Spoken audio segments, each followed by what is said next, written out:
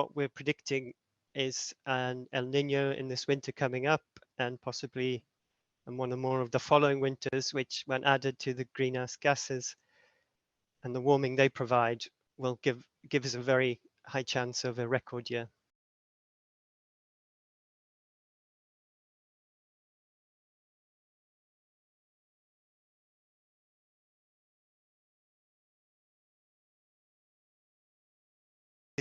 The ocean is a vast reservoir of heat. So most of the extra heat that goes into the climate system from the greenhouse gases trapping heat goes into the ocean.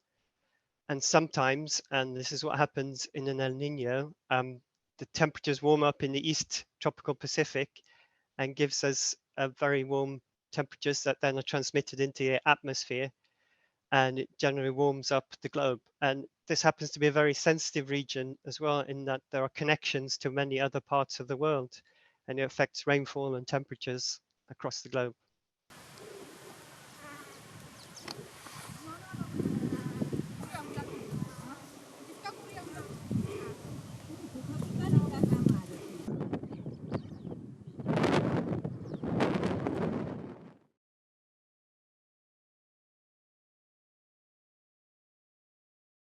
From year to year, publishing this report, we have seen a steady increase in the probability. And so you can see, as a canary in the coal mine, we're saying we're getting closer and closer to this 1.5 degree limit.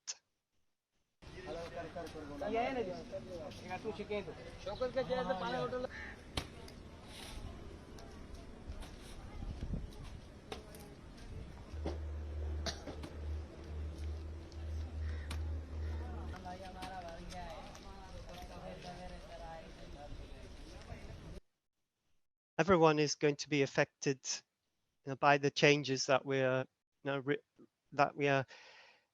having on our climate. That when we emit greenhouse gases, we're doing a big experiment, and there's been flooding in many parts of the world. There's been droughts across the world. They're increasing in frequency, these extreme temperatures. We're seeing even extreme snowfall in regions, because although it needs to be cold to snow, there was also more areas which previously were too cold to have much moisture in the air, and now they're seeing a lot of snow.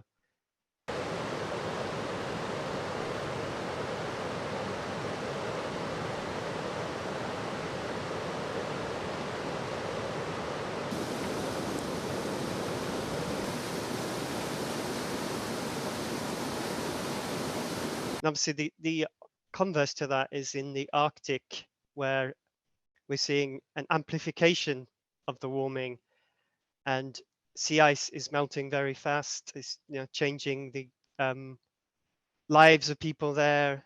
So the impacts go all the way from the poles to the tropics, where where they are affected by tropical cyclones, which now bring in more precipitation.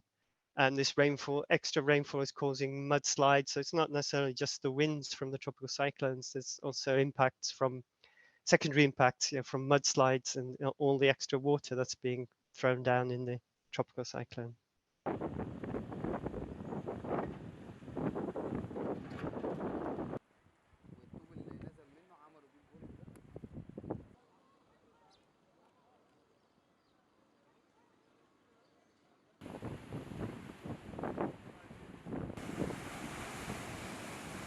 Climate scientists have been saying over and over again for the last few years that these extremes are going to continue, that temperatures are going to continue to increase year on year.